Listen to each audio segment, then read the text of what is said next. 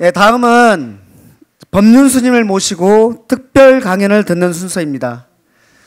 법륜 스님 제 스승님이시기도 하신데요. 우리 법륜 스님은 평화와 화해의 메시지를 전하는 평화운동가이십니다. 그리고 제3세계의 빈곤을 지원하는 구호 활동가이십니다. 그리고 인류의 문명 전환을 실현해 나가는 사상가이십니다. 오늘은 포럼 발족식에 맞춰서 포스트 코로나 시대와 문명사적 전환이라는 주제로 강연을 해주시겠습니다. 정문죽서를 통해서 많이 들으셨잖아요. 우리 현대인의 보편적 고뇌를 치유해 오신 법륜 스님의 강의 청해서 듣겠습니다. 법륜 스님 모시겠습니다.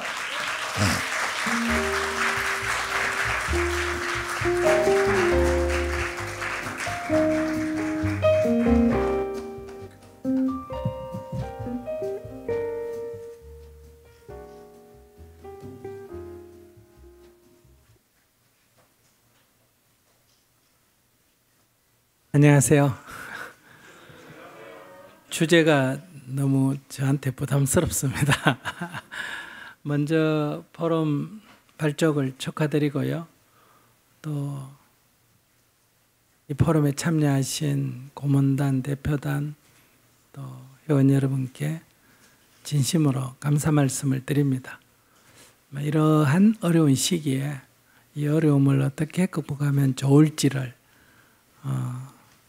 의회 내에서 이렇게 연구하는 모임을 가졌다는 것은 정말 반가운 일입니다. 코로나 이후 이렇게 뒤에 뭘 붙일 거냐, 문명사적 전환하니까 제가 조금 너무 부담스럽고, 제목이 사회변화 이러려니까 누구나 다 하는 얘기가 될 것 같고, 그래서 그냥 주는 대로 하겠습니다 이랬더니 결국 문명사적 변화 이렇게 제목을 붙여줬습니다. 저는 이 코로나 바이러스 사건이 생겼을 때, 사태가 생겼을 때 제가 아는 분들에게는 이런 메시지를 보냈습니다. 주의는 하되 두려워하지는 마라.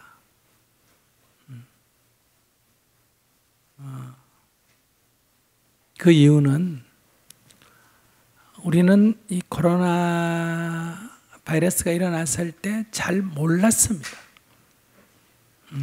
그래서 중국 같은 경우에는 이렇게 방심을 했습니다. 그러다가 이제 화를 자초했다. 그 다음에는 놀라가지고 두려워해서 과잉 대응을 했습니다. 그래서 중국 14억 인구가 굉장한 고통을 겪었습니다. 근데 이제 우리는 코로나에 대해서 조금씩 알게 되면서 이 전염력이 강하다. 그런데 아직 치료약은 없다. 예방약도 없다. 그런데 전염되는 거리가 한 2, 3m 정도다. 주로 침으로 전염이 된다. 치사율은 독감보다는 조금 높지만은 지금까지 나왔던 다른 바이러스에 비해서는 낮다. 이런 정도가 알려졌다는 거예요. 그러니까 모를 때는 두려워해서 과잉 대응하거나 방심해서 이제 방치하거나 이렇게 되는데, 이제 알았다 이거예요. 알았으니까 한쪽으로는 뭘 해야 되겠어요? 예방약을 또는 치료약을 개발하는 쪽으로 가고, 그럼 개발되기 전까지는 이젠 방역하는 수밖에 없다. 방역은 이 성질에 따라서 일정한 거리를 둬야 된다. 그 거리 안에 만날 때는 마스크를 껴야 된다. 그 다음에 물체에 이것이 접촉이 됐을 때는 몇 시간 사는 그런 성질이 있으니까 우리가 손으로 만진 게 문제가 아니라 손으로 만져가 이게 얼굴에 가져가서 입으로 들어가는 게, 코로 들어가는 게 문제니까 손을 잘 씻으면 된다. 그 다음에 이 폐쇄된 지역엔 이게 공기방울이 말을 할 때 공기가 좀 침이 공중에 튀어서 이게 공중에 존재하는 시간이 아주 미세한 침방울은 뭐 3분, 5분 간답니다. 그러니까 공기 전염이 되는 거 아니냐 하는 그런 우려를 할 만큼, 그래서 밀폐된 공간은 전염성이 매우 높다. 마주보고 대화를 하는 것도 매우 위험하다. 그러니까 이제 이런 거 이제 주의하면 된다. 근데 문제는 이게 어떻게 보면 간단한데, 문제는 지금까지 이런 식으로 안 살아왔기 때문에, 이 살아온 습관 때문에 알고도 마스크를 안 끼고, 알고도 손을 안 씻고, 알고도 가까이에서, 알고도 마주보고 말을 하고, 알고도 밀폐된 공간에서 집회를 하고, 이렇게 해서 이제 전염이 확산이 되고 있다. 이런 문제를 대응하기 위해서 중국 같은 경우에는 국가 권력으로 강력하게 격리를 시켜서 통제를 해서 조기에 이제 방역 성과를 내는데, 결과만 보면 방역이라는 측면에서 보면 효과적인데, 우리가 인간의 자유와 권리라는, 인권이라는 측면에서 볼 때는 굉장한 억압을 받는 케이스가 된다. 그래서 유럽 같은 경우에는 개인의 자유를 존중하고 이 문제를 민주적으로 해결하려고 하다가 보니까 방역에 실패해서 오히려 더 많은 피해를 가져온다. 이게 지금 세계적으로 일어난 현상이에요. 그런데 우리나라는 중국보다는 통제가 약하고, 유럽이나 미국보다는 조금 더 유의를 했고, 그러다 보니까 이 방역의 성과는 유럽보다 훨씬 낮고, 즉 국가 권력이 강제로 통제하는 것이 아닌 비교적 자유롭게 활동을 하되 개개인들이 매우 주의하도록, 이런 어떤 설득이 국민의 협조를 얻어서 방역에 그래도 어느 정도 성공한, 이런 걸 보면서 전 세계가 유럽 쪽보다는, 중국 쪽보다는 한국의 케이스가 가장 바람직하지 않느냐. 뭐 이걸 성공이다 실패다 이 개념에서 보면 안 되고, 현재 일어난 선택 중에는 그래도 이게 가장 바람직하다. 이렇게 해서 K-방역이 새삼스럽게 떠오른 거 아니겠느냐. 이렇게 정리를 해보면서요. 그럼 우리 국민들이 여기에는 정부의 어떤 그런 막 미국 비행기를 봉쇄하라 뭘 하라고 막 시민들이 난린데도 봉쇄 정책을 안 한 막 그런, 그래서 국제적인 신뢰를 얻은 부분이 있고, 또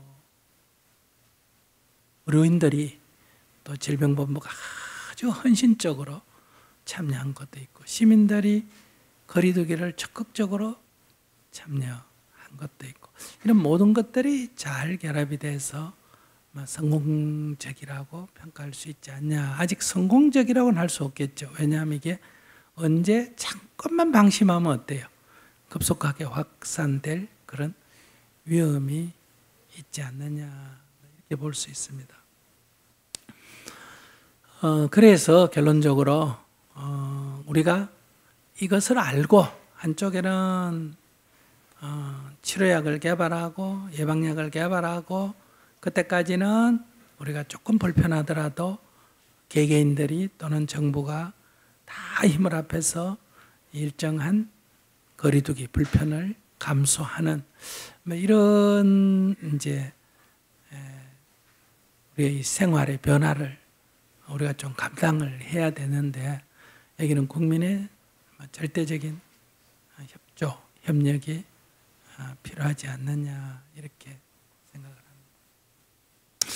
그러면 이제 오늘 주제가 저에게 주어진 것은 이제 이런 코로나 사태 이후로 이 세상이 어떻게 변화될 거냐 이런 문제인데요.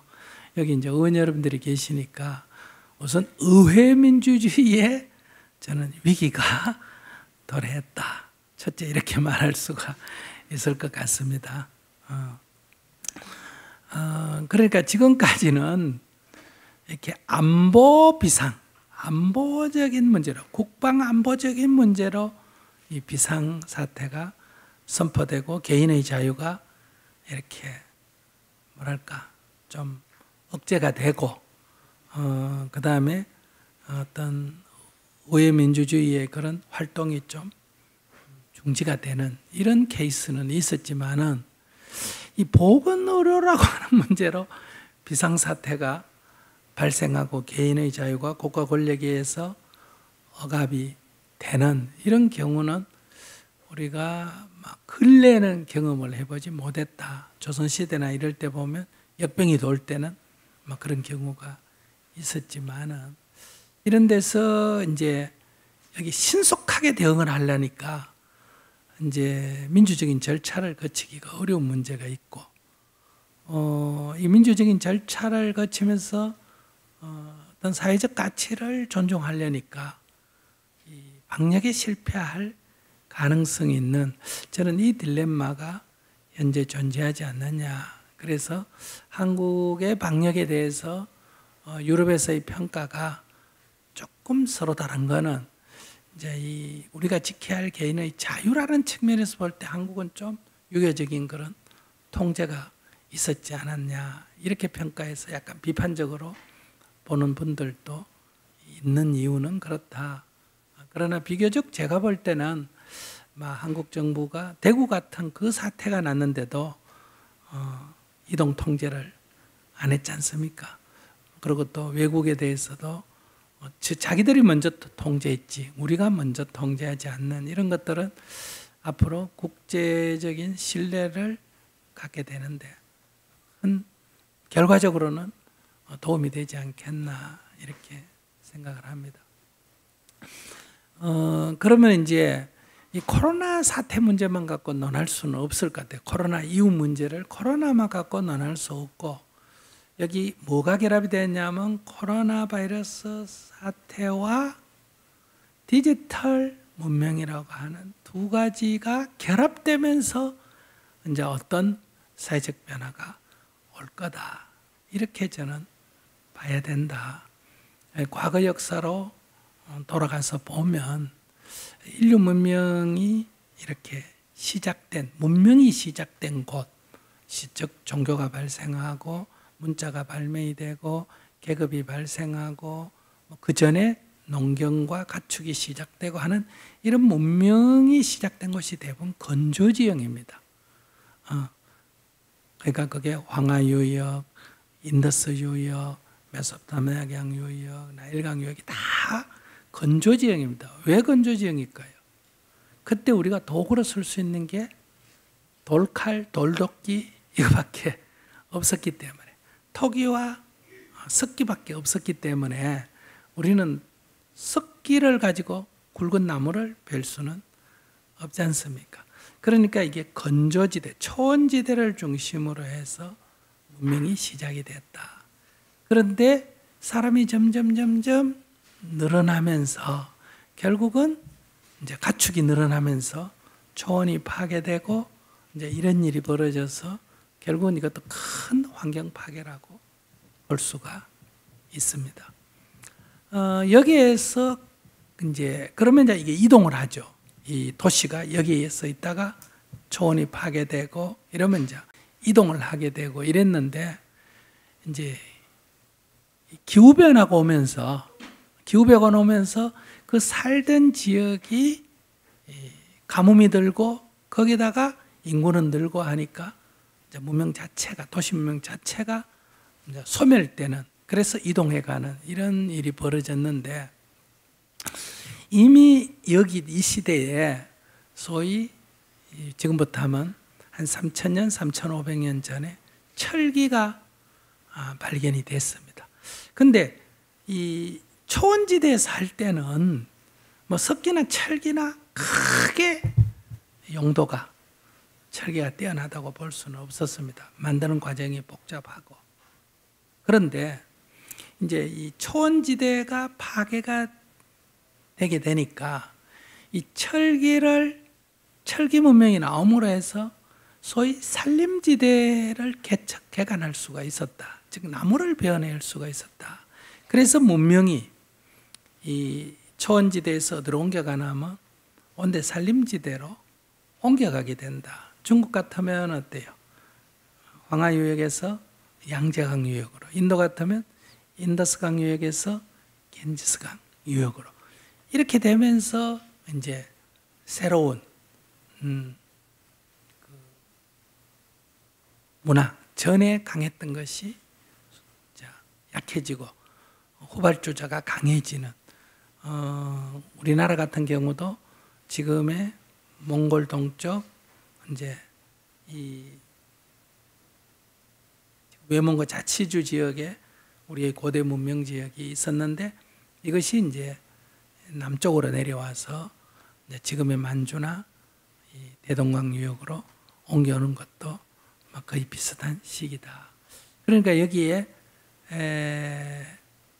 이런 이제 어떤 기술 개발, 철기라고 하는 것이 나왔다고 해서 바로 문명 전환이 일어나는 것이 아니라, 그것이 기후 변화와 겹치면서 그 용도가 굉장히 뛰어나게 되면서 이제 그 전에 사용 못했던 지역이 유용해지고 그 전에 유용했던 지역이 황무지가 되는 이제 이런 변화를 가져오게 된다 하는 문제가 하나 있고요. 하나는 이제 사람이 직접 대면해 가지고 이렇게 무리를 이룰 수 있는 것은 수십 명, 수백 명 수준입니다. 그런데 이제 수천 명이 살면서, 즉 농경과 목축을 하고 이렇게 해서 수천 명이 살면서 이 대면 접촉을 가지고 한계가 있었다, 이런 얘기죠. 그럼 생산량을 표시하는데도 한계가 있었고, 여기서 결국 나온 게 뭐예요? 문자의 발명이다. 그러면 오늘 우리가 당면한 이 비대면 접촉은 인류 역사로 보면 두 번째입니다. 첫 번째가 언제다? 문자의 발명입니다. 문자가 나오면서 먼 곳에 얼굴 안 보고도 편지로 통해가 연락을 할 수 있었고, 책을 통해서 우리는 인도에서 일어난 불교를 중국에서 알 수 있었고, 중국에서 있는 것을 우리 조선에서도 알 수 있는, 그러니까 문명의 확산이, 즉 간접 대면을 통해서 이제 빠른 속도로 확산이 되는 이런 경험을 하게 되죠. 이렇게 되면서 이제 빠른 속도로 변화가 오게 된다.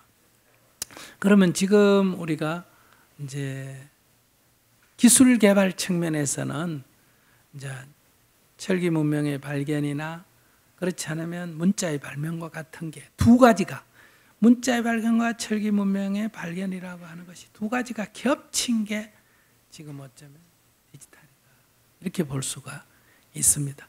이것이 와서 이것의 유용성 때문에 이제 점점 변해가는데, 여기에 결정적으로 뭐예요? 급속한 변화를 가져도록 영향을 끼친 게 뭐다?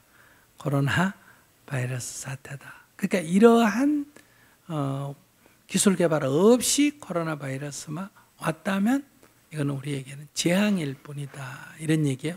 그래서 우리는 여기서 기다려야 되는 거예요.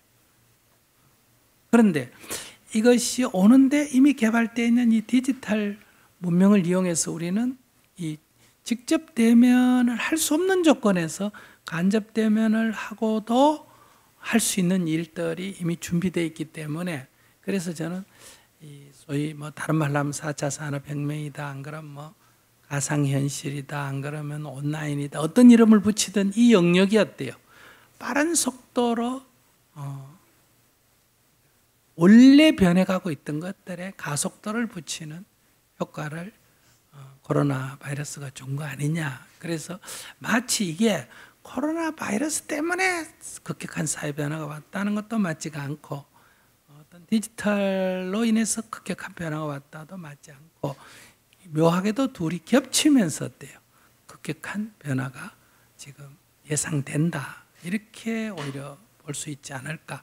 마치 문자가 발명이 된다든지 철기 문명이 발견된 것만 갖고 되는 게 아니라, 거기에 기후변화가 와가지고 초원 지역이 파괴됨으로 해서 그 철기 때문에 산림개척이 가능해졌기 때문에 문명의 이동이 이루어진 것과 마찬가지 아닐까.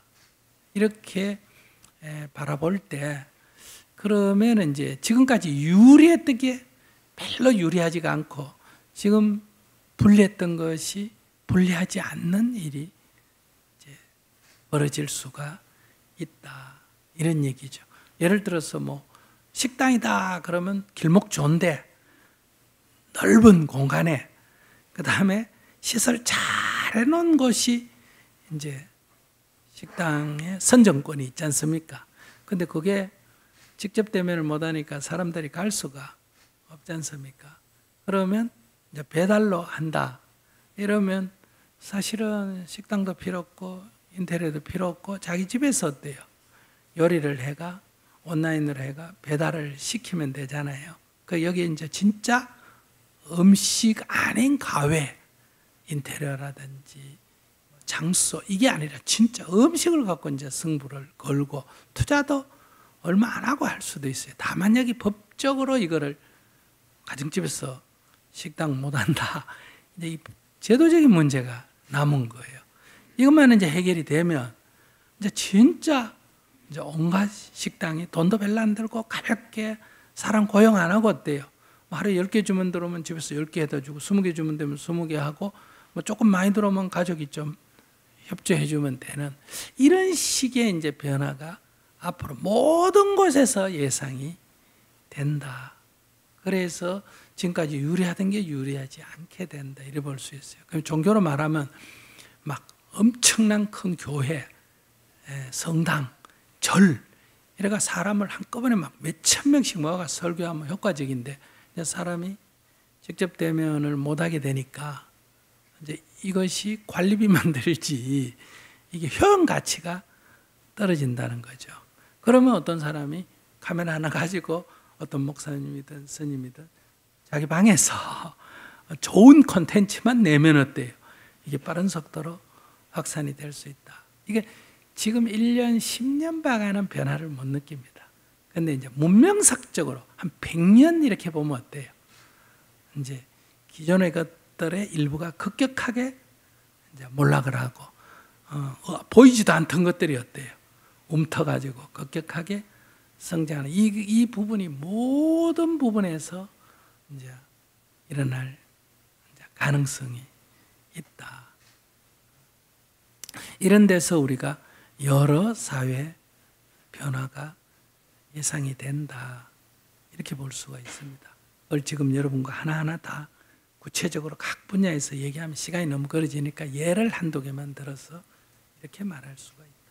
회사도 큰 본사 빌딩을 가진 게 유리하다고 볼 수가 없습니다. 왜? 회원들이 다 자기 집에서 어때요? 그 직원들이 다 자기 집에서 재택근무를 하기 때문에 본사가 빌딩이 필요하지 않다. 이렇게도 볼 수가 있다는 거죠. 그래도 이제 그런 것을 갖는 게 조금 더 유리한 기존의 것을 갖는 게 조금 더 유리한 측면도 있고 조금 더 가면 그 관리비 부담 때문에 거꾸로 이제 부작용이 생길 수도 있다. 그다음에 이제 종교 같은 경우도 복을 빌든 이런 종교가 이제 직접 대면을 안 하게 되면 절에나 교회나 점점 안 가기 시작하면 신앙의 형태도 지금은 그렇게 믿고 행동한 습관이기 때문에 그렇게 되는데 이제 상황이 바뀌어 버리면 이것도 큰 변화를 가져올 수가 있다. 일요일 예배 안 하면 안 된다 이렇게 믿었는데 몇 달을 일요일 예배 안 가도 사는데 지장이 없으니까 다시 풀려가 교회 오라 그래도 물론 한 80%는 가지만 한 20%는 어때요? 안 갈 가능성이 있다는 거예요. 이제 이런 전반적인 변화가 이제 곳곳에서 일어날 거다. 이제 이것을 분리하다. 그러니까 기존을 고집하면 불편하고 불리하고, 자, 이 변화에 능동적으로 대응을 하면 우리가 과거 방식에서 노력해서 이 문제를 풀려면 엄청난 시간과 노력이 들어야 될 것이 좀 더 가볍게 해볼 수 있겠냐. 그래서 수많은 사람들의 창의력이 기존에 억눌리지 않고 이렇게 솟아날 가능성도 있다. 뭐 역사적으로 보면 제자백가, 백가쟁명 이런 것처럼 창의력이 솟아날 가능성도 있지 않겠느냐. 생활상에서 보면요, 우리가 봉건 시대에는 뭐가 제일 중요했습니까? 신분이 제일 중요했습니다. 그러니까 돈도 필요하지만 돈보다는 뭐가 중요하다? 신분이 중요해요. 귀족이다, 양반이다, 왕이다. 신분이 중요했고 신분이 세습이 됐어요. 근데 그 봉건제도 또는 봉건제도가 기반하고 있는 농경사회가 붕괴되면서 신분이 없어져 버렸어요. 신분이 중요하지 않다. 신분 세습도 없어져 버렸어요. 근데 오늘날 우리가 자본주의다 보니 어때요? 신분 세습은 없어졌는데 무슨 세습은 아직 남아있다? 자본 세습은 남아있습니다. 근데 우리는 자본이 세습되는 건 너무 당연하게 생각을 해요. 근데 신분 세습을 봉건 시대에서 너무 당연하게 생각했는데 신분 세습이 우리가 평등의 관점에서 보면 옳지 않듯이 자본 세습도 옳다고 말할 수가 사실은 없습니다. 우리가 이 시대에 사니까 그런 거지. 그런데 이제 비대면으로 우리가 대부분 다 접촉을 한다 그러면 내가 고급 향수를 바른 게 무슨 소용이 있습니까? 내가 비싼 목걸이를 가지고 무슨 뭐 상표 있는 가방을 가진 게 무슨 큰 의미가 있겠느냐. 이런 면에서 돈을 가지고 있으면서 누릴 수 있는 사치. 우리 먹는 거 갖고 옛날에는 부자의 기준이 뭡니까? 소고기국밥에 흰쌀밥을 말아 먹는 거고, 사는 집은 뭐예요? 날아가는 기와집이고, 옷은 뭐예요? 비단 옷이고. 유식주가 이게 부자의 기준 아닙니까? 근데 지금 흰쌀밥에 소고기국밥이라는 거는 더 이상 이 먹는 것의 기준이 아니고, 날아가는 기와집도 더 이상 부의 기준이 아니고, 뭐 날개 같은 비단옷도 더 이상 기준이 아니잖아요. 그것처럼 물론 아직도 그런 게 남아있지만은 전체적으로 보면 뭘 먹느냐, 뭘 입느냐, 어디서 사느냐 하는 거는 거의 지금 보편화되어 가는 이런 데서 지위라든지 부라가 우리의 삶의 중요한 가치였는데 이게 과연 중요한 가치로 계속 자리매김할까? 이제 사람들에게 묻겠죠. 네 돈을 가지고 괴롭게 살래? 돈은 적지만은 너 행복하게 살래?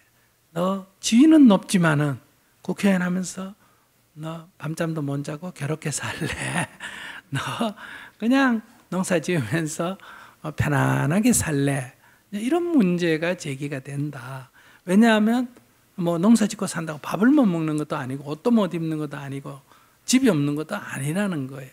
그래서 점점 사람들의 중요한 가치는 저는 마음의 여유와 행복, 자유로움 이런 쪽으로 점점 바뀌어갈 가능성이 있다. 그러니까 이거는 돈이 없어야 된다가 아니라 돈이 있고 없고가 핵심 가치가 아니고 기준이 행복하냐 안 하냐가 더 중요한 가치가 된다.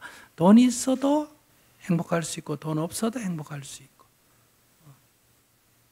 그러니까 돈 있어도 불행할 수 있고 돈 없어도 불행할 수가 있는데, 여기서 돈이 기준이 아니라 행복이 더 기준이 되는 사회로 바뀌어갈 가능성이 있다. 이렇게 되면 돈을 위해서, 출세를 위해서 기도를 하던 기복은 종교적인 측면에서 보면 점점 수요가 줄어들고, 행복으로 갈 수 있는 이 공부라 그럴까, 영성의 개발이라 그럴까, 이런 부분은 어때요? 갈수록 점점 수요가 커질 수밖에 없다. 그래서 저는 늘 얘기합니다. 제가 하는 일은 시간이 흐르면 잘 될 수밖에 없다. 이거는 시대의 흐름이, 이게 그 줄에, 문명의 흐름에 서 있기 때문에 지금은 왜서해도 시간이 지나면 커질 수밖에 없는 거다. 뭐 큰 게 좋다는 게 아니라, 이런 이제 변화가 오게 된다. 그래서 저는 벌써 어떻게 전환했느냐, 바깥에 있는 법당, 절, 이게 필요 없는 시대가 오겠다. 그래서 이미 내 법당 갖기, 1인 법당 갖기 운동을 시작을 했습니다. 다 자기 방에다가 법당을 마련하는 거예요. 그러니까 방 따로 놔놓고 방을 하나 또 만들어가 법당 만들자는 게 아니라, 자기 자는 방을 딱 해가 아침에 딱 일어나면 스마트폰을 켜든지 컴퓨터를 탁 켜면 불상이 탁 나오고, 예를 들면 거기서 기도를 딱 방석 깔고 기도를 하면 기도를 할 수 있게 딱 틀면 법문이 나오고, 명상할 때도 딱 명상을 할 수 있고, 그러니까 더 이상 절에 갈 이유가 없고, 자기 방에서 거기서 기도도 하고, 거기서 법문도 듣고, 거기서 불교 공부도 하고, 뭐 필요하면 거기서 명상도 하고, 이렇게 해나가면 된다. 그걸 보내는 나도 큰 건물이 필요가 없고, 조그마한 방 하나만 있으면 돼요. 거기서 해주면 된다. 이제 중요한 거는 이제 콘텐츠예요. 이 콘텐츠 내용이 얼마나 경쟁력이 있느냐, 이제 이런 문제로 삶이 바뀌어 나갈 가능성이 있지 않을까. 그러나 이것이 뭐 1년 만에, 2년 만에, 10년 만에 이렇게 갑자기 바뀌지는 않을 겁니다. 코로나가 잠잠하면 또 돌아가고, 또 발생하면 또 주의를 오고. 그러나 이제 전문가들 예측은 코로나 문제는 마치 우리가 여름마다 오듯이, 태풍 오듯이 이제 매년 찾아오거나 2, 3년마다 찾아오는 우리의 삶의 일상적 손님이 될 가능성이 높다. 치료약을 개발해 이걸 막으면 또 저게 나오고, 이제 이렇게 되니까 이것이 우리의 삶의 일부로 들여져야 되는데, 이게 약이 개발 때도 뭐가 일어난다? 변이가 일어나서 또 나오고, 변이가 일어나서 또 나타나고, 이럴 가능성이 매우 없지 않느냐. 근데 저는 이것을 인류의 재앙이다 이렇게 보지는 않습니다. 왜? 인류는 먹는 문제, 입는 문제, 자는 문제 때문에 고통을 겪었잖아요. 외부에서 오는 사나운 짐승의 공격, 이런 문제들을 다 극복을 했단 말이에요. 그러다가 뭘 극복을 못했다? 전염병 극복을 못했잖아, 그죠? 그래서 흑사병이라는 엄청난 유럽의 3분의 1이 죽는 일이 벌어졌는데, 그러면서 뭐를 발견했다? 페니실린을 발견했지 않습니까? 그러니까 이제 세균성까지는 다 막아냈어요. 그러면 이제 뭐 호랑이의 공격에서 뭐 이렇게 쭉 내려가서 결국은 세균까지 갔고 박테리아까지 간 거예요. 그러니까 그 밑에 이제 생명인지 무생명인지 이제 중간 단계에 있는 어디 왔다? 바이러스에 왔으니까, 우리가 바이러스로 인해서 병을 앓게 되는 거는 우리가 뭐 크게 죄를 지어가 이런 게 아니고, 다른 건 다 뭐했다? 그게 더 앞에는 앞섰잖아요. 지금 바이러스보다 콜레라가 더 급하고 장티푸스가 더 급했지 않습니까? 근데 그건 이제 다 막았다는 거예요. 다 막다 보니 이제 그 수명이 길어지고 그러면서 이제 이 부분이 나타났거든요. 그럼 이걸 막으면 그럼 끝나겠냐? 아니겠죠. 그러면 이거 있을 때는 문제 안 삼았던 다른 게 어때요? 또 나타나겠죠. 그러면 인류는 또 그걸 극복해 나가고 이러는데, 이러면서 이제 인간은 좀 반성을 해야 된다.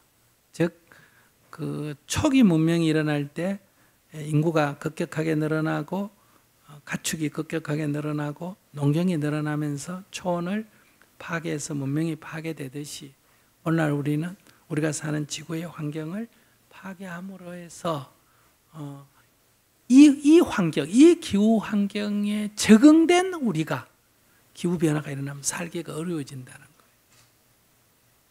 그러면 이제 여기에 적응된 생물들은 도태를 할 거고, 이제 새로운 변종, 인간 중에도 변종이 일어날지 모르겠죠. 변종이 일어나서 그 변화된 환경에 유리한 그런 종이 이제 또 번성해 나가겠죠. 그런데 지금도 변이는 계속 일어납니다. 그런데 기존의 종이 우승이에요. 기존의 종이 이 기후의 우승이고, 변종은 일어났다가 어때요? 변이가 일어났다가 사라지고 일어났다가 사라지는데, 기후가 딱 바뀌어버리면 어떠냐? 변종이 이제 더 환경 적응이 좋다 하면 이제 소위 말하면 진화가 일어난다. 이렇게 변이만 일어난다고 진화가 일어나는 건 아니거든요. 이제 이런 사회적인 변화가 올 가능성이 있다. 이래서 우리가 어떤 문명으로 도래해야 할지 모르지만은 여기서는 반드시 코로나 바이러스 때문에라고만 할 수 없고, 여기는 디지털 문명이라는 이 상황에서 다른 탈출구를 열 수 있는 이 부분이 지금 나왔기 때문에 이 코로나 바이러스가 여기에 가속화시키는 영향을 줘서 우리가 말하는 디지털 사회로 빠르게 더 급속하게 변화해 갈 수가 가는 거 아닌가, 이렇게 볼 수 있습니다. 그런데 물론 우리가 서신을 통해가 연락하는 거하고 편지 통해서 연락하는 거하고는 전달 효과가 좀 다르잖아요. 그죠? 직접 강의 듣는 거하고 책 보는 거하고 다르지 않습니까? 그래도 직접 강의 듣고 하는 거는 제한됐고, 서신이나 책은 확산 속도가 높지 않습니까? 그런데 이제 이 영상이 이게 이제 디지털은 이게 동시적이지 않습니까? 동시적인 것도 있고, 이게 직접 대면보다는 약해도 책보다는 훨씬 더 이 소통 효과가 늘어나지 않습니까? 그 소통 효과도 높고 속도도 훨씬 빠르고 정보의 양도 많기 때문에 이것은 변화를 가져올 수밖에 없겠다. 이런 데서 우리가 무조건 사회가 다 글로 간다. 문자가 나왔다고 다 그러면 글로만 했냐? 아니에요. 문자가 갖는 영역이 있고, 이제 직접 대면의 영역이 있듯이 이 직접 대면의 영역이 좀 줄어든다, 이렇게 말할 수 있지 없어질 수는 없는 거죠. 이런 데서 이제 직접 대면을 해서 살아온 삶의 여러 방식이나 산업은 축소되고, 간접 대면을 통해서 하는 것 양이 늘어난다. 이런 위치에서 우리가 삶의 변화를 예측해 볼 수 있겠다. 그러나 이제 철학적으로 본다면 결국은 이 세계가 이제 우리가 모두 생각하는 여러분들 죽어가 윤회한다, 죽어가 천당 간다, 어쩐다 저쩐다 하는 모든 영혼이 있다, 어쩌다 하는 거는 결국 개별 존재마다 어때요? 고유한 자기 특성이 있다. 즉 이 세계를 개별 존재의 집합이라고 보는 세계관입니다. 이게 삼라만상이거든요. 그런데 오늘날 과학이 발달하고 여러가 발달하면서 이 세상에 사람과 사람뿐만 아니라 사람과 자연, 또 생물과 무생물까지도 모든 것들은 연관되어 있다. 이게 이제 불교적으로 말하면 영기적 세계관이다. 영기적 세계관에서 본다면 인간이 자연을 정복한다는 것은 손이 발을 정복하는 것과 같은 거거든요. 그래서 자기 몸에 상체기를 내는 걸로 되돌아올 수밖에 없다. 이런 면에서 우리가 이 승리, 경쟁에서 승리하는 것이 이 개별 존재의 집합에서는 중요한 가치관이지만은 영기적인 세계관에서는 조화와 균형이 어때요? 가장 중요한 가치관이 된다. 이제 이런 측면에서도 우리가 어떤 세계관의 변화도 가져와야 한다. 그러니까 서양의 이런 여러 환경운동이나 여러 활동이 굉장히 실천적으로는 그러니까 뭐 당면한 문제니까 앞서가지만은 이게 철학적으로 뒷받침이 못 되는 것은 이게 개별 존재의 집합이라는 세계관을 갖고 있어서 그렇습니다. 그래서 개별 존재의 집합으로 보기 때문에 자연에서는 어떻게 보느냐, 약육 강식, 적자 생존 이런 관점에서 보고 인간 사회는 어떻게 보느냐 하면 홉스가 말하는 만인에 대한 만인의 투쟁 이런 관점에서 바라보고 있거든요. 이게 다 개별 존재의 집합이라고 하는 세계관의 뿌리 근본을 두고 있다는 거예요. 근데 오늘날 물질 세계나 생명까지도 우리가 다 유전자도 그렇고 관계 맺음이잖아요. 우리가 이 원자 분자로 들어가도 다 관계 맺음이고 인간 사회도 마찬가지예요. 이런 영기적 세계관의 관점에서 본다면 이 5개의 손가락이 별개라면 하나의 손가락이 살기 위해서 하나의 손가락을 제거시키는 게 승리일지 모르지만은 이것이 한 손에 연관되어 있다는 측면에서 볼 때는 이것은 자기 파괴에 해당이 된다. 그래서 오늘날 우리가 이 세계관의 변화가 와야 이 자연과의 조화, 이웃 나라와의 또는 이웃 사회와 이웃 사람 이 관계 이 모든 것에 의한 어떤 철학적인 해결을 어떤 찾아낼 수가 있다. 이런 말씀을 드리면서요.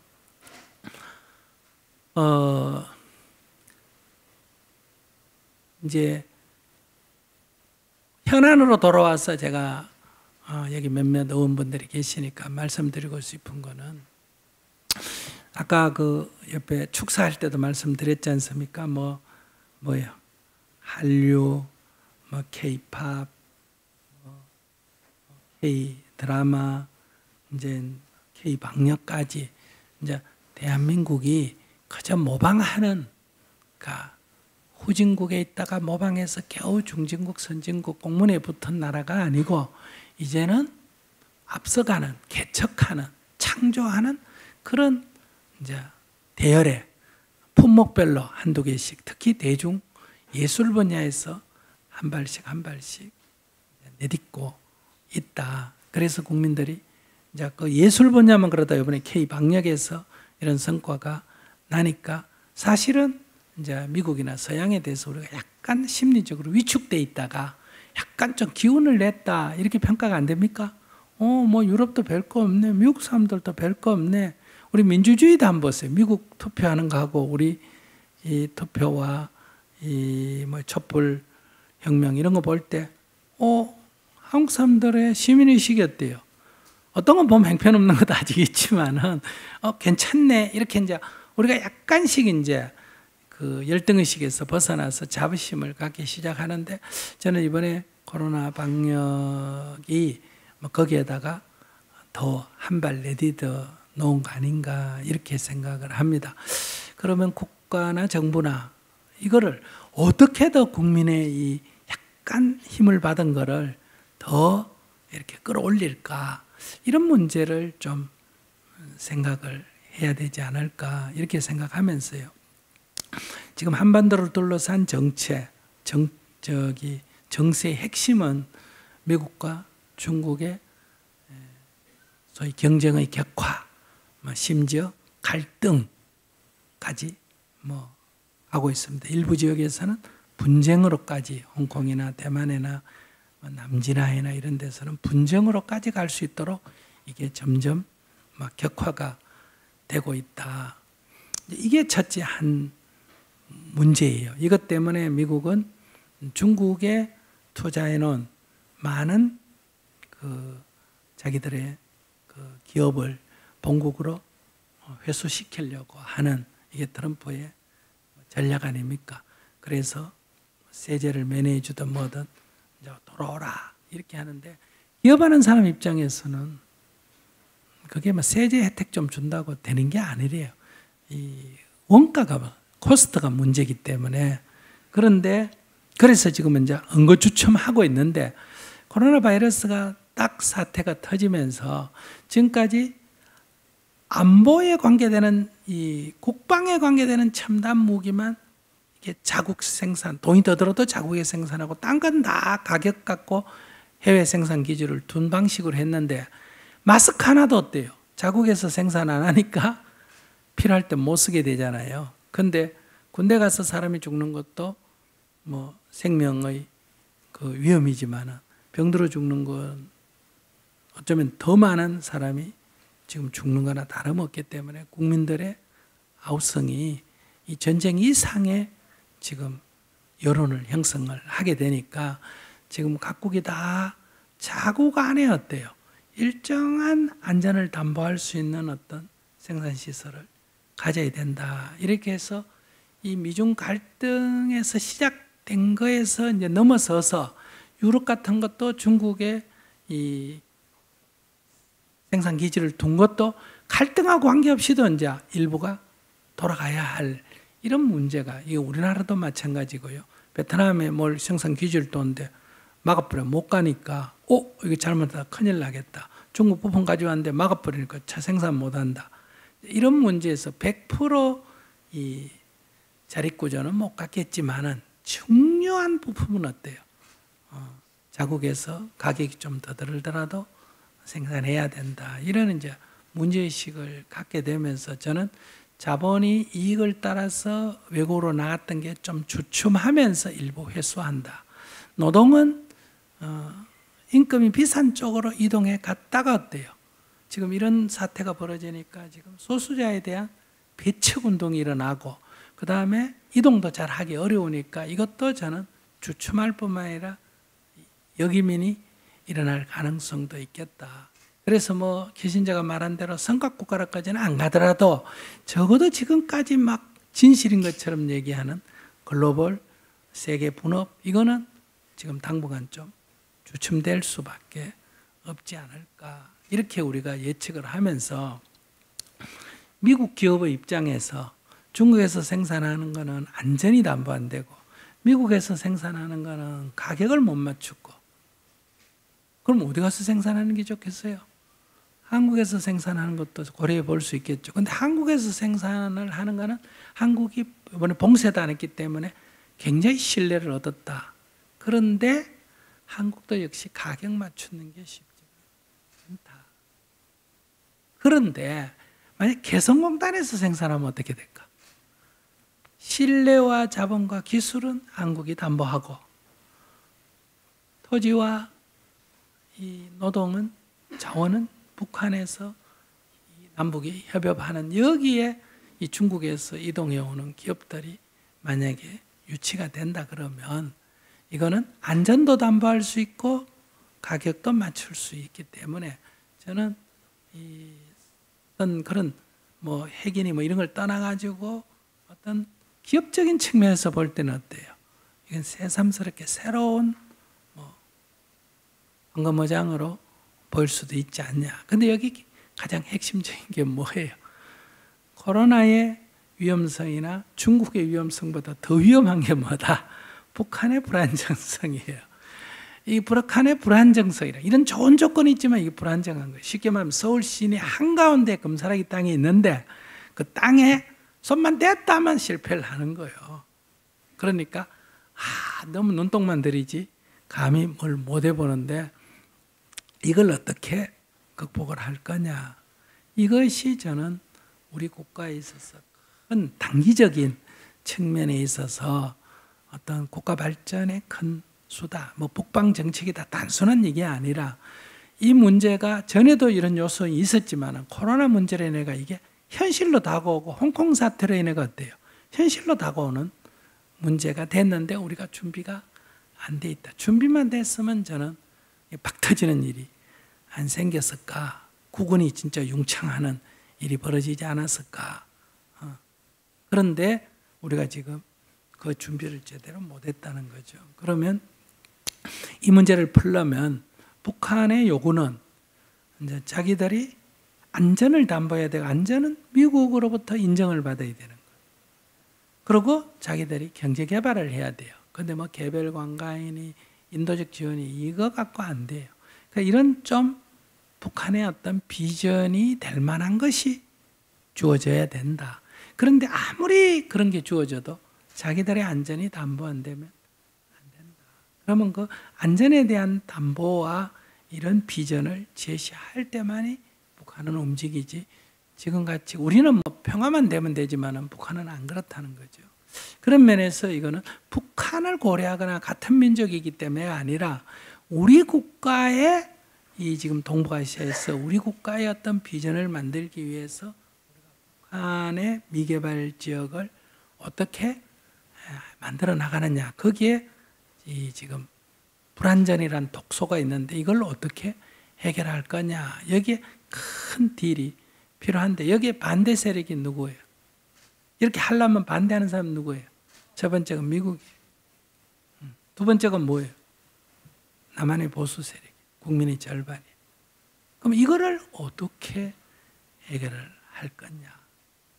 그냥 이 사람들이 반대한다 이런 거, 반대가 있고 장애가 있는 걸 극복하는 게 우리가 문명의 발달이고, 반대가 있는데 극복해 나가는 게 정치지, 반대하기 때문에 못했다, 이거는 정치가 아니에요.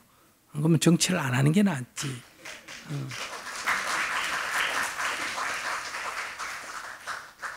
그런 면에서 이제 우리가 저는 미국에다가 지금까지는 북한을 포용함으로 해서, 즉 핵을 폐기한 뒤에 미국이 북한을 인정한다는 것은 국제적인 논리는 되지만 북한이 받아들일 수 없는 거다. 그럼 이렇게 계속 답보 상태로 가는 수밖에 없다. 그런데 이 문제를 그래 조금 진척시키려면 핵 동결을 출발하고 폐기는 조금 시간을 두고 하고 일단은 이 평화를 유지하는 게 필요하다. 이렇게 풀 때 북한이라는 것을 미국이 포용하면 중국과의 경쟁에서 굉장히 유리하지 않느냐. 이 중국의 동해 진출도 막을 수 있고, 또 중국의 대련항이나 발해안 북경 있는 이 중국의 요충지대 어때요? 입구까지 진입을 할 수 있는 요인이 있다. 이걸 미국이 전략적으로 중요하게 생각해야 되는데, 제가 볼 때는 미국이 너무 근시안적으로만 보는 거 아니냐, 이런 생각이 들지만은, 또 중국 사람이 잘못 들으면 또 뭐 스님이 중국을 나쁘게 하려느냐가 아니라, 미국이 북한하고 관계를 개선할 때 좀 전략적으로 접근할 필요가 있다, 이런 의미에서 제가 하는 거예요. 그런데 지금 그런 것 갖고만 설득을, 우리가 미국에게 북미 관계를 개선하도록 설득을 했는데, 저는 그거보다도 이제 더 큰 이제 설득의 요인 중에 이 북한의 개발, 북한을 개발하자는 게 아니라 우리의 이 코스트를 낮추고 안전하게 개발하는 것을 북쪽의 일부 영역을 이용하고 북공 노동력을 이용해서 할 수 있는, 이것을 미국에 조회 설득을 해서 어쨌든 핵 동결과 그리고 출구는 폐기고 입구는 동결로 해서 평화와 안전을 유지하고 우리가 자유롭게 투자할 수 있는 이런 영역을, 뭐 저는 전문가가 아니니까 만들 수 있다면 저는 해볼 만한 일이 아닐까. 두 번째는 남한의 보수 세력은 이분들도 다 정권을 잡고 싶어 하잖아요. 그럼 정권을 잡으려면 어떻게 해요? 민주당이 하는 거를 지지하면 정권을 못 잡잖아요. 이중대가 되지. 반대를 할 수밖에 없는 게 이게 실제예요. 그러니까 이게 인간 삶의 현실이라는 거죠. 그렇기 때문에 이분들은 이 반대를 하는 것 중에 가장 큰 것이 이 북한을 포용하는 것에 대한 반대인데, 근데 이분들도 보면 지금 이런 상황에서 남북한 대결을 계속 부추겨 나가는 것은 저는 야당의 입장에서도 비전이 없는 거다. 그러니 이 문제는 여야를 떠나고 진보 보수를 떠나서 국가 비전이란 측면에서 좀 설득할 필요가 있는데, 그런데 명분이 있어야 되지 않습니까? 협력을 하려면. 그런 데서 이런 얘기 민주당 국회의원한테 하기 어렵지만, 이번에 민주당이 이긴 김에 숫자만큼 서로 좀 따지지 말고 좀 확 포용을 해가 비슷비슷하게 얻었다고 생각하고, 국민이 덤으로 준 걸 감사하게 생각하고 좀 포용을 하고, 또 그들이 원하는 어떤 그런 자기들의 지도자들의 그런 어떤 법적 조치를 해제하라는 게 아니라 뭐 정보석을 한다든지, 그건 정치가 하는 건 물론 아니겠지만, 어쨌든 뭐랄까 좀 대결을 통해서 승리보다는 포용을 통한 어떤 화합을 좀 추구를 하면서 뭐를 얻어야 되느냐, 이 한반도의 평화라는 것을 좀 동의를 받아내는 작업이 필요하지 않을까. 이렇게 해서 만약에 우리가 이 남북의 이 갈등 문제를, 평화를 푼다면, 통일은 아니 놔놓고라도 저는 새로운 어떤 발전 모델을 하나 만들 수 있지 않을까. 이걸 이름 붙여가 나중에 지나면 난 또 K 개발이라 그러나 K 발전 모델이라는 게 하나 나오지 않을까. 이런 좀 꿈을 좀 꿔봤으면 좋겠다. 코로나에 위축되지 말고 이런 고등학교 다닐 때 공부 못한 애가 공부 잘하려면 언제 열심히 해야 됩니까? 여름 방학 때 열심히 해야 돼. 여름 방학 때 더워가 전부 놀러 갈 때 엉덩이에 좀 흐르는 한이 있더라도, 땀때기가 나는 한이 있더라도 공부하면 9월달에 와서 성적이 확 바뀌거든요. 그것처럼 지금 다 정신 못 차릴 때 우리가 적극적으로 대응을 한다면, 그저 선진 세계에 끼었다로 만족할 게 아니라 문명을 선도하는, 인류 문명을 선도하는 그런 대한민국을 우리가 만들어갈 수 있지 않을까, 이런 말씀을 드리면서 저는 시골에서 좀 농사짓고 사는데, 농사짓고 사니 좋아요. 마스크도 안 끼고 그냥 매일 이렇게 이제 한 4개월 치과에서 지내고 있는데, 그러면서 이런 꿈을 꾸고 있습니다. 그래서 여기서 오라 그래서 할 말이 없었는데, 내가 꿈꾸던 이 얘기를 가서 사람들과 좀 나눴으면 좋겠다, 이렇게 생각했는데, 조금 안 된다고 자꾸 위축되는 것 같아. 이래 북한에 얘기도 안 되고요, 저기도 얘기도 안 되고요, 야당한테 얘기도 안 되고요. 그건 이 세상 사람이 다 하는 거예요. 그걸 어떻게 해서 되도록 하느냐, 이게 이제 우리가 문명을 만들어가는 과정이고 역사를 창조해가는 과정 아니냐. 이런 저는 기회는 우리 역사에서 천년 만에 오는 기회다. 이런 기회를 재빠르게 포착을 해서 작은 것을 미국이나 저는 군사비 일부를 미국에 더 줘도 된다고 생각해요. 이것만 협력을 해주면 그게 그게 중요한 거 아니다. 국가의 비전을 딱 가지고 적극적으로 우리가 이 의원들이 이렇게 내부에 싸우는데 힘쓰지 말고 좀 더 비전을 향해서 나아갔으면 좋겠다. 이런 말씀을 드리며 마치겠습니다. 감사합니다. 네, 고맙습니다. 한두 개 질문 받겠습니다. 예, 질문 한두 개 받으시겠다고 하는데요. 예.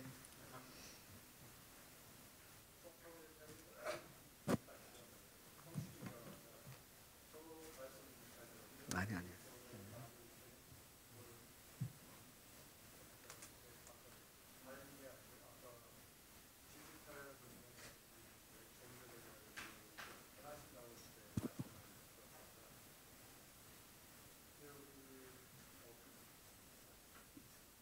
이 불교에서는 깨달음을 참 중요시 하는 걸로 알고 있습니다. 그러면 이런 코로나로 인해서 이런 깨달은 방법도 좀 바뀔 수도 있겠다는 생각이 듭니다. 대표적으로 하두라는 것으로 해갖고 하두를 깬다, 이런 식으로 해갖고 이제 깨달음을 이렇게 얻고 그러신 분도 계시고요. 저도 한번 3000배를 한번 해봤던 적이 있었습니다. 근데 3,100까지 못하고 무릎만 많이 아파가지고 고생도 했었는데요. 그래서 앞으로 이렇게 코로나로 인해서 이런 불교 쪽에서 어떤 깨달음의 어떤 방법도 조금 바뀔 수 있겠다라는 생각이 듭니다. 아까 스님께서 말씀하신 1인 법당각기라든지 그런 식으로 변화가 있을 거라고 말씀하신 거에 대해서 그런 부분에 대해서 한번 좀 해주셔도 좋으실 것 같습니다. 깨달음에 대해서 이게 종교는 가능한 말 안 하는 게 좋아요. 시비가 일어나기 쉽기 때문에. 그러니까 불교 이거 잘 모르겠고요. 왜냐하면 불교가 어떤 거냐가 기독교 불교 차이보다 불교 안의 차이가 더 넓습니다. 근데 그걸 어느 걸 갖고 불교라고 할 수 있느냐? 그러니 불교라고 할 수 없고 그냥 법륜이 네 생각은 어떠냐? 이렇게 오히려 물으면 내 생각을 말할 수가 있겠다. 불교가 이렇다 이런 말은 나는 할 자격이 없습니다. 워낙 스펙트럼이 넓어서. 그러면 여러분들 건강이 어떤 게 건강이에요? 건강. 그래. 건강 간단해. 안 아픈 게 건강이에요. 그럼 행복 어떤 게 행복이에요? 안 괴로운 거예요, 안 괴로운 거. 그걸 너무 어렵게 생각하면 안 돼요. 그러면 우리들의 정신작용 중에 괴로움이라는 작용도 있고 즐거움이라는 작용이 있어요. 이 괴로움이라는 작용에 속하는 게 뭐냐? 화나고 짜증내고 미워하고 원망하고 슬퍼하고 근심하고 걱정하고 불안하고 초조하고 외로워하고 이런 게 다 정신의 부정적 작용이다 이렇게 말할 수 있어요. 마음의 부정적 작용이다. 그러면 몸이 왜 아픕니까? 이 신체 구조, 신진대사가 작용하는데 고장이 생긴 거 아닙니까? 그죠?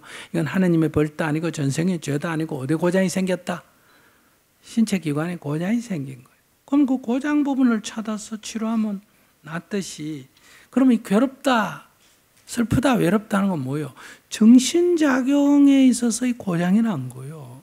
그럼 그 부분만 이렇게 터치를 해버리면 그 괴로움이 사라지는 거예요. 즐겁다 이건 별개고 즐겁다 이게 행복이 아니고 괴롭지 않는 거예요. 괴롭지 않는 거. 그런데 이건 간단하다는 거예요. 그럼 괴로움이라는 게 왜 생길까? 뭐 오늘 길게 얘기 못하니까 이거 인식상의 오류에서 생깁니다. 인식상의 오류. 잘못 알고 있는데 생기는 모르거나 잘못 알거나 일부를 가지고 전체라고 착각하거나 이런 편견, 인식상의 오류에서 괴로움이라는 부정적인 마음작용이 생기는 거예요. 이제 저분이 얘기하는 거 듣고 성질이 나요. 무슨 소리 하는지 모르겠다. 그럼 여기서 저분의 문제가 아니에요. 저분이 말하는 걸 누가 모른다. 내가 모르니까 내가 답답한 거예요. 정신작용 측면에서만 보면 내가 모르기 때문에 내가 답답한 거예요. 그런데 그래서 그 말하셨구나. 내가 알면 어때? 마음이 시원해지고 아무 문제가 안 되는 거예요. 정신이 이런 식으로 작용한다는 거예요. 그러니까 이 인식상의 오류를 시정해야 되는 거예요. 육체의 고장을 고치듯이 정신작용의 고장을 고치면 되는데 정신작용의 고장이라는 건 인식상의 오류입니다. 그러니까 사실을 사실대로 알면 괴로울 일이 없는 거예요. 그럼 우리가 괴롭다 할 땐 다 사실을 사실대로 모르는 거예요. 쉽게 얘기하면 욕 갈고 떡 누가 자면서 강도꿈을 꿨다. 그럼 막 나 살려줘 하고 아우성을 쳐요. 깨있는 사람이 볼 때는 아무 일도 없어. 그냥 누워있어. 그러면 자기는 죽겠다고 그래. 이럴 때 강도를 잡아주는 게 해결책이냐? 아니요. 그건 꿈속의 일이에요. 흔들어 깨워주면 돼요. 와 이러노 이러고 흔들어 깨워주면 되듯이 즉 그 환영에 휩싸인 상태에서 벗어나면 아무 문제가 없는 거예요. 그것처럼 이 인식상의 오류가 시정이 되면 되는 거예요. 그래서 사실을 사실대로 알면 돼요. 딴 진리가 없어. 넘어졌으면 넘어졌은 줄 알고 썼으면 쓴 줄 알고 가면 간 줄 알고 화가 났으면 화가 난 줄 알고 이렇게 사실을 사실대로 알면 이 문제는 사라지게 돼 있어요. 이건 경험을 해보면 알아요. 치료받으면 낫듯이. 그럼 우리가 뭔가 이런 화가 나거나 짜증이 나거나 두렵거나 할 때는 인식상의 오류가 발생했다. 이 얘기예요.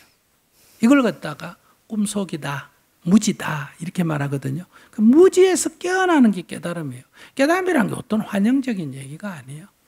내가 한 생각 사로잡혀가 꿈속에 들어가면 강도한테 쫓기고 눈 뜨면 뭐 강도가 있다가 없어진 게 아니라 본래 없었어. 환영 속에 있었기 때문에. 그래서 깨어나는 거예요. 그래서 깨달음이라는 건 그렇게 무슨 추상적인 게 아니에요.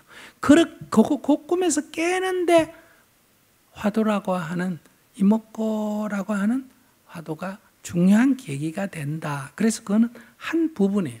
남방불교 같은 데서는 너의 호흡할 때는 호흡에 알아차리고, 동작은 동작에 알아차리고, 느낌은 느낌에 알아차리고, 감정은 감정을 알아차리고, 이렇게 알아차림이에요. 이게 윗바사나예요. 그러니까 다 근본 원리는 똑같습니다. 그러니까 이 종파는 이걸 주장하고 저 종파는 저걸 주장하고 또 경영을 해야 되니까 내 게 더 낫다고 주장을 해요. 내 건 쉬워서 낫다. 아니다. 내 거는 폭이 넓어서 낫다. 이렇게 이제 주장하는 거는 이제 종파에서 나오는 거거든요. 그러니까 그런 거는 이제 그런 종파를 구성해서 주장을 해야 이제 사람도 모이고 이익이 얻어지는 거 아니겠어요? 그러니까 그걸 우리가 또 탓할 필요도 없어요. 우리가 상품이 내게 더 좋다고 선전하는 거와 같은 거니까. 그러나 깨달음이라는 것은 그런 추상적인 게 아니다. 그래서 그걸 뭐 새삼스럽게 코로나가 나왔다고 뭐 깨달음이 달라지는 것도 아니다. 원래부터 깨달음이라는 것은 이런 거였다.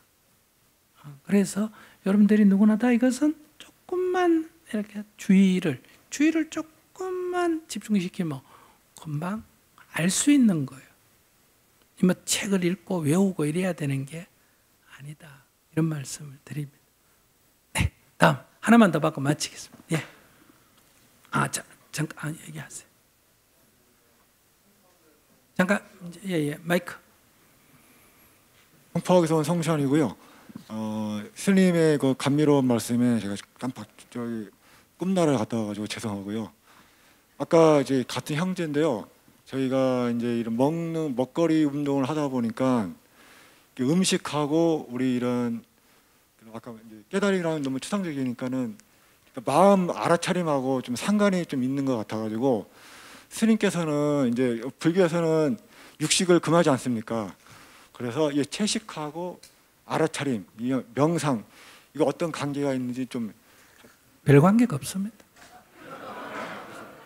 그냥 채식이 좋았어 채식하는 거, 육식이 좋았어 육식하는 거고 식성일 뿐이다. 크게 관계는 없는데 다만 이 성질을 조사해 보면 채식은 그거에 대한 집착, 그러니까 탐하는 게 약하고 육식은 거기에 맛을 들으면 탐하는 게 강합니다.